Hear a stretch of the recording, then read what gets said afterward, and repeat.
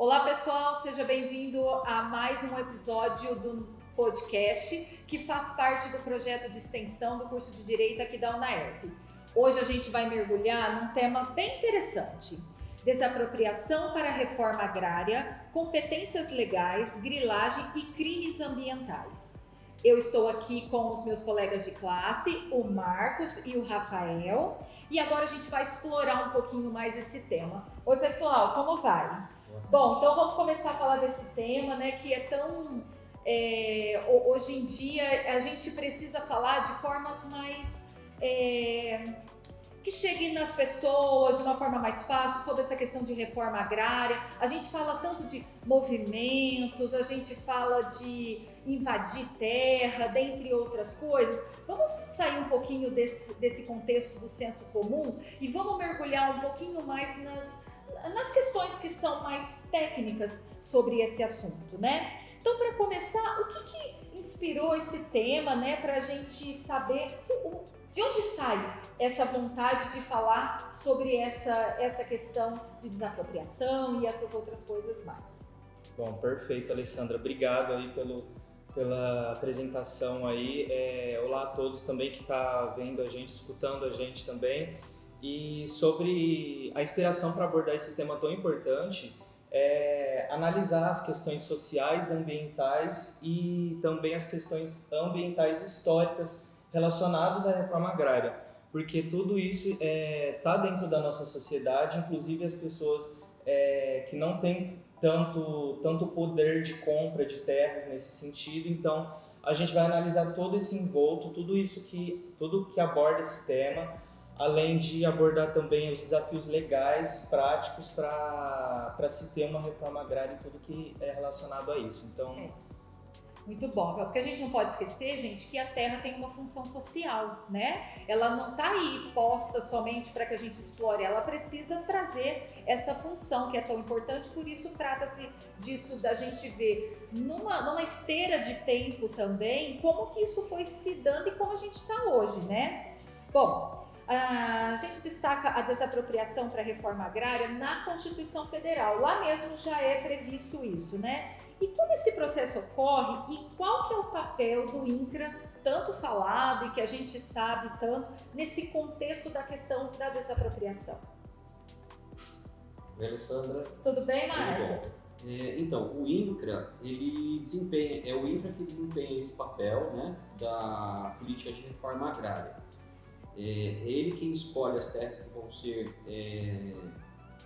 adquiridas pelo Estado de forma compulsória, né, aquelas que não estão atendendo à função social da propriedade.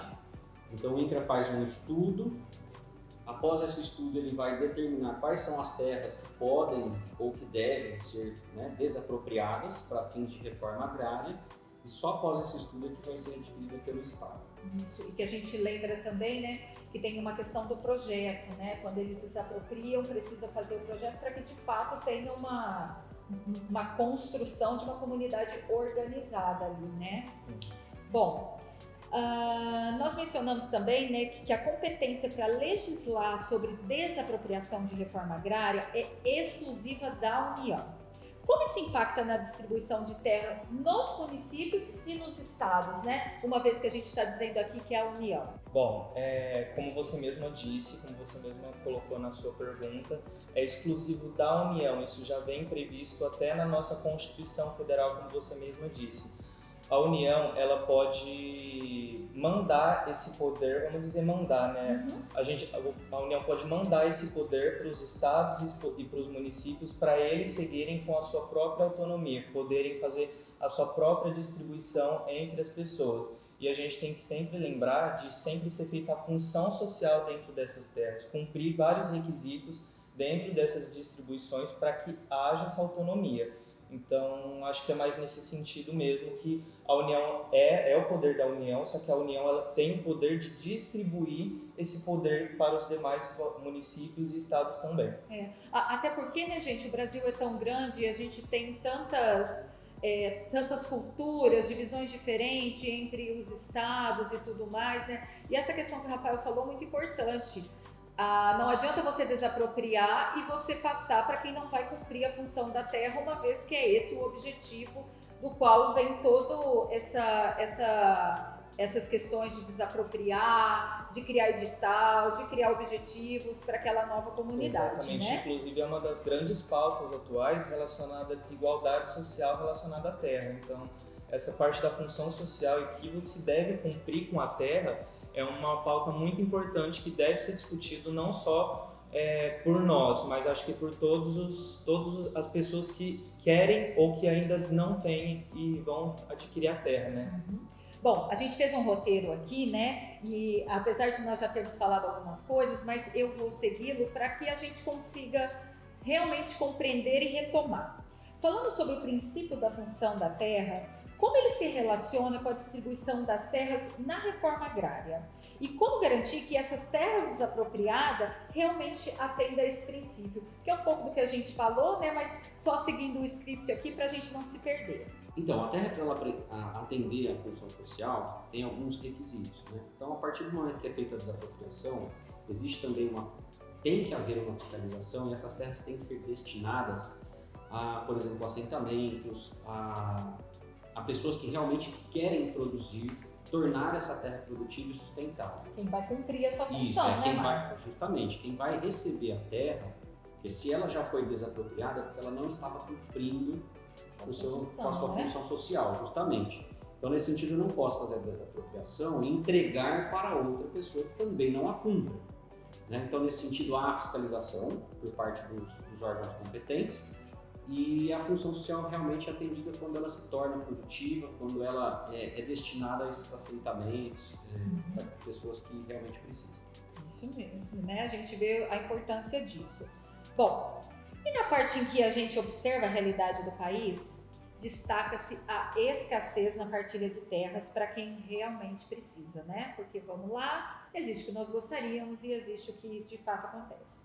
Quais são os principais desafios na efetivação da distribuição dessas terras?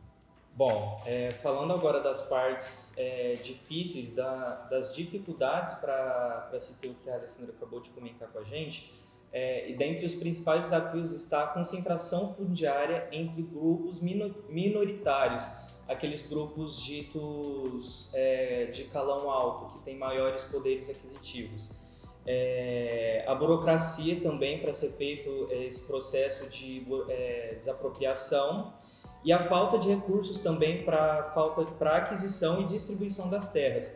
E além disso, uma coisa que acaba dificultando muito o processo de distribuição das terras são os grupos que vão contra a reforma agrária e contra a distribuição de terras. Isso é uma coisa que atrasa muito, inclusive votações dentro das próprias sociedades. Então, esses são os maiores desafios que a gente enfrenta atualmente, vem enfrentando, mas que também a gente vale ressaltar as melhorias também que vem avançando a cada ano, né? Eu acredito, né, que seja até pela questão das pessoas tomarem mais conhecimento do que é de fato uma reforma agrária, Sim. né? Essa questão da função da terra, ela não é boa para quem chegou, para quem sabe, ela é boa para todo mundo, porque a terra é para cumprir a sua função social para uma sociedade, né? Todos nós dependemos e valemos de uma reforma agrária, né? Exatamente. Tem que deixar destacado também que nem toda a terra, apesar do tamanho, né, que a gente vê muitos fazendas, latifúndios, né, nem todos são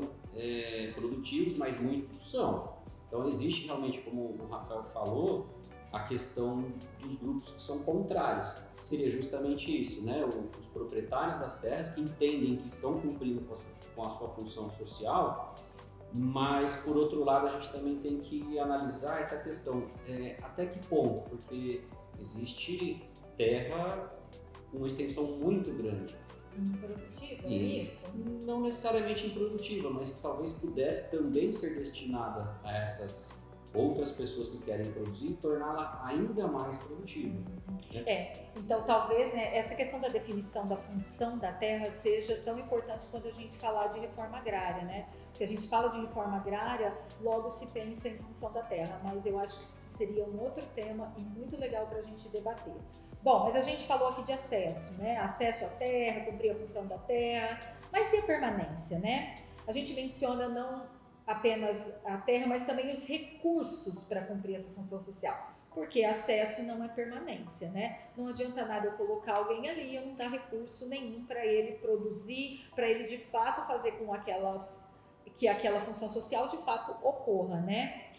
Como o crédito agrário e outros recursos podem impactar no sucesso ou no fracasso da reforma agrária? Então, essa questão do crédito também é importante, porque não adianta a gente desapropriar uma terra, o governo desapropriar uma terra, entregar para outra pessoa ou outras pessoas e simplesmente transferir a propriedade de dono. Isso não vai mudar em absolutamente nada, você vai prejudicar um, beneficiar outro e no fim das contas acaba que apenas uma pessoa se beneficiou disso, né? Então o crédito agrário ele vem justamente para isso, porque quem está recebendo essa terra geralmente são pessoas que não têm condições financeiras de já iniciar ali e produzir.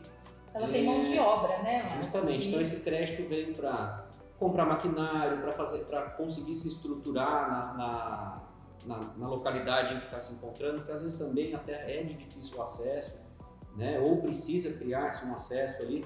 Então esse crédito vem justamente para complementar e dar esse apoio financeiro que é muito importante para que as pessoas possam ali desenvolver as atividades e manter essa terra sustentável, produtiva. E até para evitar mesmo o êxodo rural, que acontece muito, de pessoas que possuem famílias, terras produtivas, que cumprem sua função social lá no Nordeste. As pessoas, geralmente o homem acaba deixando sua família, deixando sua terra para vir procurar maiores oportunidades aqui no Sudeste, geralmente aqui em São Paulo, que acaba tendo bastante, para procurar oportunidades melhores de emprego, organizar mesmo, recomeçar uma vida aqui. Então isso que o Marco acabou de falar é bom para até evitar o êxodo rural, que muitas vezes acaba sendo muito ruim para a família e para a pessoa que fez que cumpriu com o êxodo rural, né? Sim. Então acho que a gente fala muito de contribuição social e contribuição da terra também, muito entra nesses dois âmbitos. Existe também um fator que eu acho que é importante a gente citar, porque a gente está citando só as questões boas, né? E é óbvio também que, como em qualquer situação hoje em dia que a gente vê, infelizmente, tem pessoas que tentam se beneficiar disso de forma irregular, né? Muitos que não teriam direito tentam obter esse direito, ou então agir da forma como eu estava dizendo, né? Que se apropriar, tirar a propriedade, por exemplo, de você, passar para mim e eu vou apenas me beneficiar dessa forma e repassar para um terceiro, talvez de forma até ilegal. Isso tem acontecido também, acontece.